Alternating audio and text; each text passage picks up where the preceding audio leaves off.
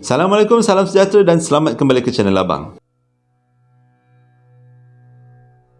Dikatakan dekat Libya Timur ada orang jumpa satu kaum yang badannya tak ada kepala. Senang cerita tak ada kepala lah. Jadi mata dengan mulutnya dengan dahinya semua ada dekat dada. Tapi mata dengan mulut, dengan hidung semua dengan dahi berfungsi dengan sangat baik. Orang pernah jumpa kaum ni pada abad 5 sebelum Masihi di Libya Timur. Orang pertama yang jumpa adalah seorang sejarawan kuno Yunani yang bernama Herodotus. Tapi dia kata dia tak pernah jumpa, dia dapat maklumat daripada orang yang tinggal dekat Libya. Mula-mula orang ingat benda ni macam benda palsu. Tapi lepas 4 abad kemudian, ada seorang sejarawan Rom kuno yang bernama Pliny the Elder. Dia cakap dia pernah jumpa makhluk ni ataupun kaum ni. Dia kata nama kaum ni adalah Belmia. Dan dikatakan orang Belmia ni sebenarnya hidup berpindah randa, sebab itu susah nak jumpa. Pliny cakap orang ni sangat ganas dan dah berpindah daripada Libya ke Ethiopia. Dengan kata lain, dia orang semua dah duduk kat Ethiopia lah. Pada tahun 1211, ada seorang penjelajah yang bernama Fermes. Dia cakap dia pernah jumpa dengan kaum ni dekat Ethiopia.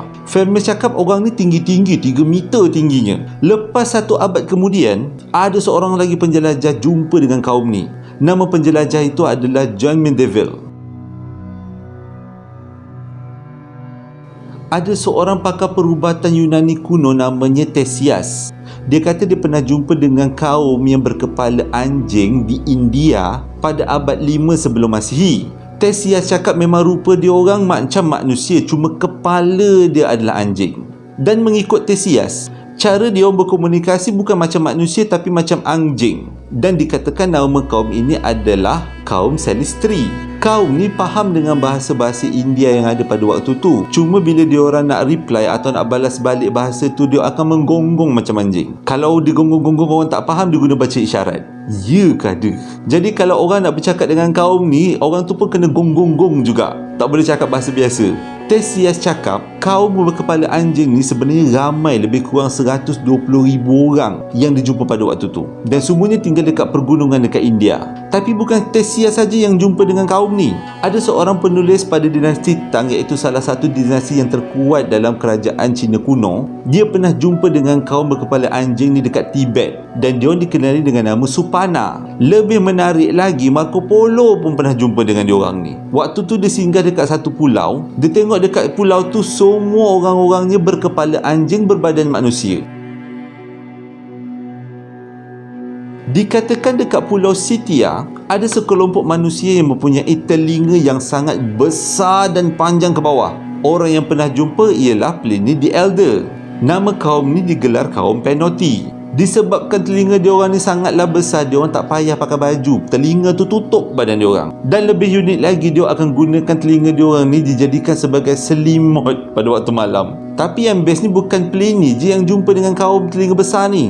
Ada seorang penulis Romawi kuno yang bernama Pomponius Mela. Dia cakap dia yakin apa yang Pliny tulis ni betul-betul wujud. Mela tambah lagi, kaum Penoti ni bukan setakat gunakan telinga jadikan baju, gunakan telinga jadikan selimut. Dia gunakan telinga juga untuk dijadikan payung bila dia orang berjalan. Dah telinga besar kan, menafaatkan lah. Tapi Mela cakap kaum Penoti ni bukan tinggal dekat pulau tu dia-dia je. Dia ada kaum satu lagi yang pelik, iaitu kaum Hippopodes yang mempunyai kaki macam kuda. Dan dipercayai golongan-golongan yang pelik ni tinggal dekat negara Scotland, dekat pulau-pulau dekat Scotland. Pada abad ke-5 ada seorang Sami Buddha dekat negara China yang bernama Hu Chen. Dia pergi mengembara lah untuk memperkembangkan ajaran Buddha dia. Lepas tu dia timba dekat satu tempat yang bernama Fusang. Dekat Fusang tu dia jumpa dengan satu golongan atau kaum. Dalam kelompok tu tak ada lelaki, semua perempuan. Tapi dikatakan perempuan tu mempunyai bulu satu badan macam beruk. Tapi dekat muka dia orang tak ada bulu, muka dia orang cantik. Dan yang pelik lagi, korang nak tahu macam mana dia beranak? Bila seorang perempuan tu sampai umur, dia akan masuk ke dalam satu kolam. Dan lepas dia keluar daripada kolam tu, tak lama lepas tu dia akan mengandung. Lepas tu dia akan beranak.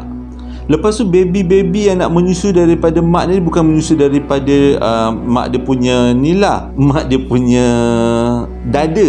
Tapi dia menyusu daripada rambut yang tumbuh dekat leher. Ada isap rambut tu, keluarlah macam susu. Ada seorang lagi yang pernah jumpa dengan kaum perempuan ni, iaitu seorang pakar astronomi India yang bernama Varahamira. Dia kata golongan ni banyak dijumpai di kawasan Tibet.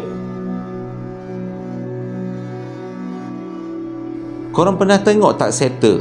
Lelaki dengan berkaki kambing.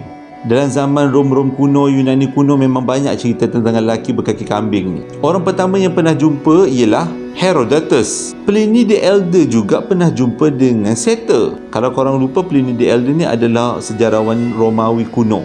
Pliny cakap golongan ni boleh dijumpai di Ethiopia juga, tapi dekat kawasan barat. Dan mengikut catatan sejarah, orang-orang Rom kuno pernah banyak kali berjumpa dengan setter, lelaki berkaki kambing, dan pernah berjaya menangkap diorang untuk dijadikan pameran. Salah seorang yang berjaya menangkap setter ni adalah seorang lelaki yang bernama Paunasias. Dia kata dia pernah tangkap seekor setter dekat Libya dan dibawa dekat kota Rom untuk dipamerkan. Terima kasih sebab dah menonton video abang daripada mula sampai habis. Ini sebagai maklumat tambahan untuk kita semua. Sehingga berjumpa lagi dalam posting abang yang akan datang. Assalamualaikum warahmatullahi wabarakatuh.